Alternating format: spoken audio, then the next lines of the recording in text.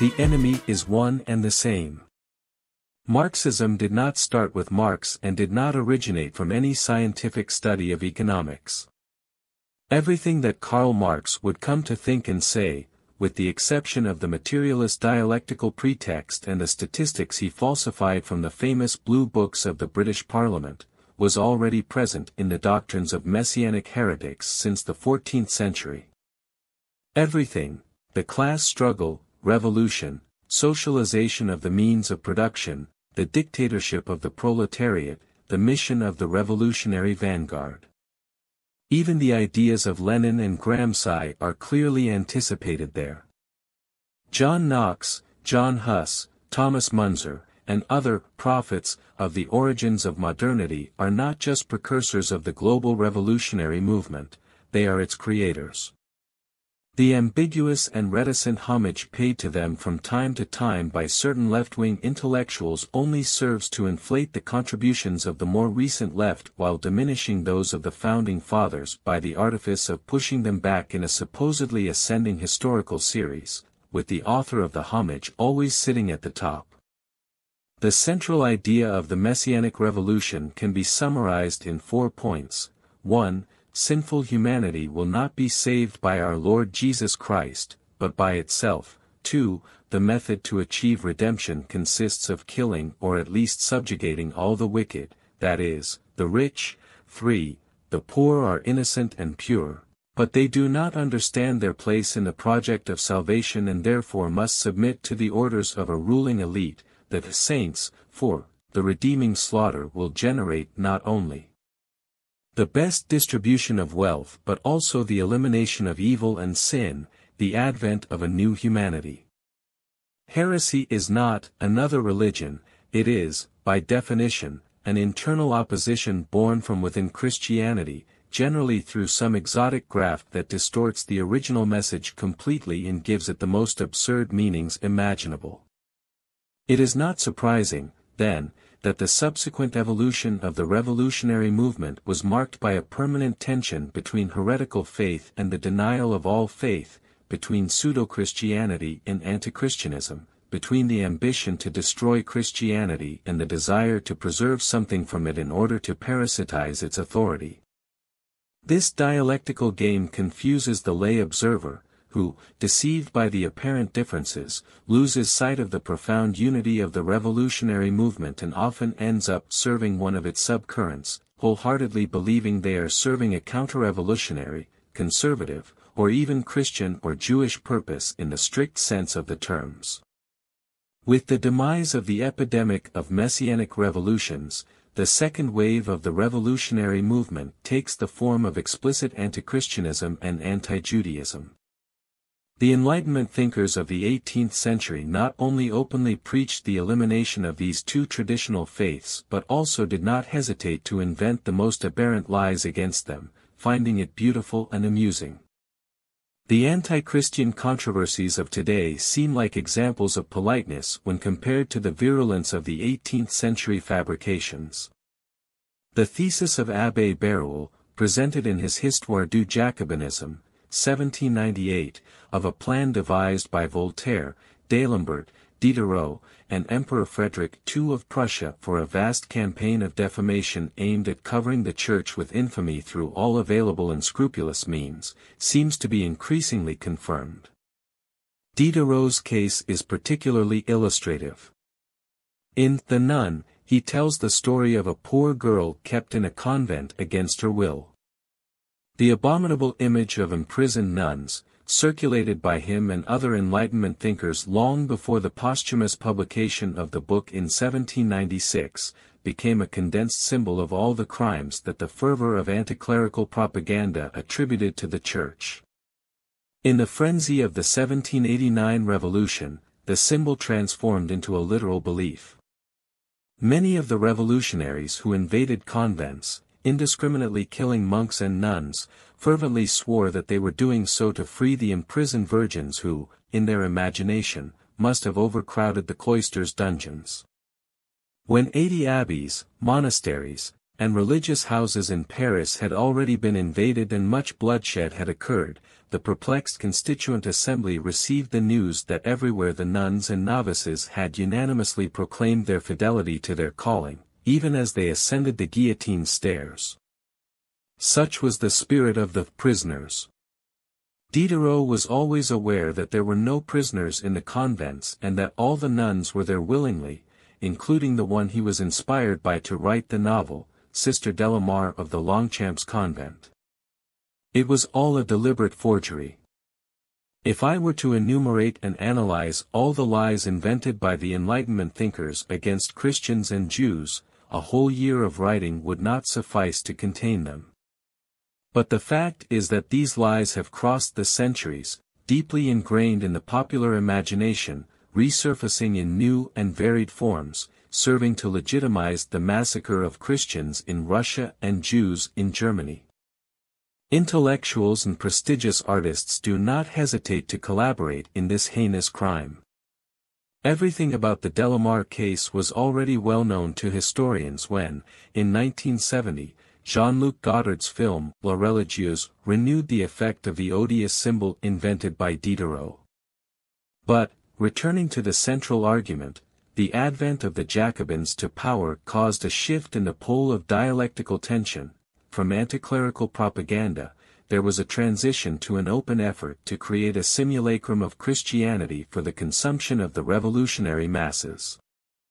The rhetoric of terror closely imitates that of pseudo-messianic prophets, the idea of an earthly apocalypse, the radical condemnation of capitalism, the purification of the universe through the killing of the wealthy, the privileged mission of the saints, the return of humanity to an era of original purity, all resurfaces there, but now with Rousseau's social contract as the sacred text instead of the Gospels. The caricatural imitation of Christian ethos increasingly acquires autonomy, detaching itself from the apparent meaning of Christ's message and parasitizing deeply ingrained moral sentiments in the Christian population to make them instruments of state terrorism legitimization, inspired, as Thomas Carlyle wrote, by the fifth and new evangelist, Jean-Jacques, urging everyone to amend the perverted existence of the world. Luciano Pellicani, in his study on revolutionary apocalypse, the ideological roots of terrorism, observes, thus, the revolutionary elite, acting on the basis of the diagnosis therapy of the world's evils contained in the true philosophy, assumes the typical role of the paraclete in the Gnostic tradition, only they know what is good for the city.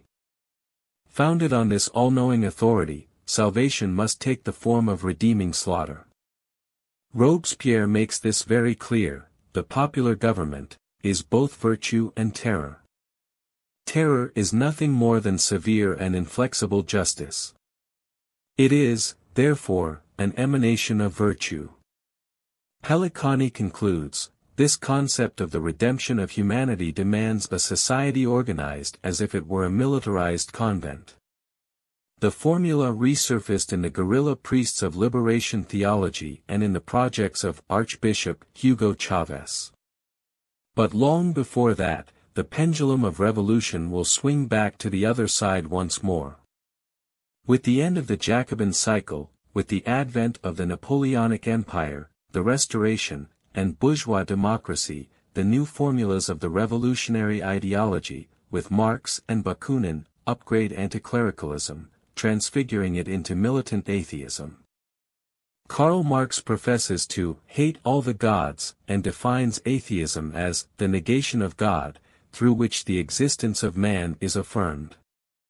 God, for Marxism, inspired in this regard by Ludwig Feuerbach, arises from the self-alienation of man's powers projected into a metaphysical heaven, as if man had created heaven and earth and then forgotten about it, transferring the honors to a non-existent entity, a theory stupid enough to seem seductive to millions of intellectuals. With the rise of atheism, the killings of priests and believers multiplied to a degree never dreamed of by Robespierre himself. Between the Mexican Civil War, 1857, and the beginning of World War II, 1939, no fewer than 20 million Christians died in religious persecutions intended, according to Lenin, to sweep Christianity off the face of the earth. And the massacre of the Jews had not even begun yet. But perhaps atheism is not the most authentic trait of this stage of the revolutionary movement. Both Marx and Bakunin openly participated in satanic rituals, read Richard Wurmbrand, Marx and Satan, 1986, never contested. And at least in Italy, the apology of Satan became explicit with the poet Gaius Carducci, one of the greatest inspirers of the local revolutionary. Hail, O Satan! Rebellion! Avenging force! Of reason! Whatever the case may be, the impact of the killings eventually bothered the revolutionaries themselves, who, by the 1930s, were already contemplating ways to circumvent it.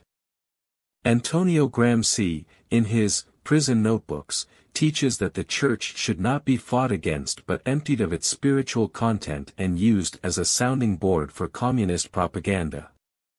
The success subsequently achieved in this endeavor can be measured by two facts. The overwhelming influence that the communists managed to exert both from within and outside the Second Vatican Council, dividing the Catholic Church and causing the largest exodus of believers in 2 millennia of Catholicism. The World Council of Churches, the largest Protestant organization in the world, which brings together hundreds of churches in all countries, ostensibly for ecumenical purposes, is notoriously a pro-communist entity that supports and subsidizes revolutionary terrorist movements. The various national councils of churches are independent entities, but at least the one in the US is even more openly pro-communist than the World Council. In parallel and in close informal association with communist efforts, a global movement has been developing since the late 19th century aimed at creating the greatest possible religious confusion through mass occult propaganda and the forced revival of Gnosticism. Phenomena such as the surge of pseudo-mystical Orientalism of the New Age, the cult of drugs as a path to inner enlightenment, the wave of dangerous psychic experiments that originated from Esalen and spread throughout the world, and the proliferation of sects engaged in enslaving their disciples through destructive mental practices can be presented to the public as a spontaneous convergence of trends or as an impersonal historical inevitability dictated by the spirit of the times. However, a little research into the sources is enough to discover that it is a unified initiative, organized and financed to the tune of billions by the same self-appointed forces entrusted with transforming the UN into a world government by the end of the next decade at the latest. The dialectical and pendular oscillation of the revolutionary movement between anti-religion and pseudo-religion, combined with the bewildering multitude of currents that feed it, disorients the vast majority of the public. The desire to take a position, endlessly fueled by the media and the educational system, leads many people to support movements and ideas whose connection to the central current may not be apparent at first glance. How many conservative Christians, wanting to save the church, have not embraced anti-Jewish ideas, imagining that the revolution was essentially the work of Jews? How many Jewish intellectuals have not joined revolutionary parties, failing to notice that they were digging the grave of their own people? How many Protestants, mistaking Catholicism for its revolutionary counterfeit, think that the best thing they can do is to destroy the Catholic Church? How many Catholics, intoxicated by doctrinal purity, see Americanism as an enemy, therefore waging war against the only nation that has created a functional synthesis of Christian culture, prosperous economy, and political democracy? How many proponents of capitalist democracy are inspired by Enlightenment ideas because they seem balanced and rational, without knowing that, due to their reductionist concept of reason, they contain within them the seed of romantic revolutionary irrationalism?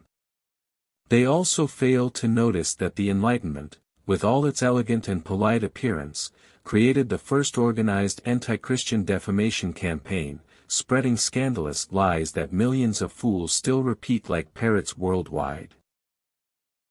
How many proponents of capitalist democracy believe they can reconcile it with militant atheism, which, by corroding the spiritual and moral foundations of capitalism, invites it to become precisely the idolatry of the market that communist propaganda accuses it of being, thus helping to transfer the monopoly of moral authority to revolutionaries, as well as to radical Islamists. By choosing the enemy based on the most salient features that oppose their subjective preferences, all these individuals only add fuel to the fire of the dialectical tension on which the global revolutionary movement feeds and strengthens itself. In truth, the enemy is one. It cannot be effectively fought without grasping its unity behind the bewildering variety of its versions. Don't forget to like and subscribe to the channel. This text was taken from the article, "The Enemy is One and the Same," by Olavo de Carvalho, written in 2007.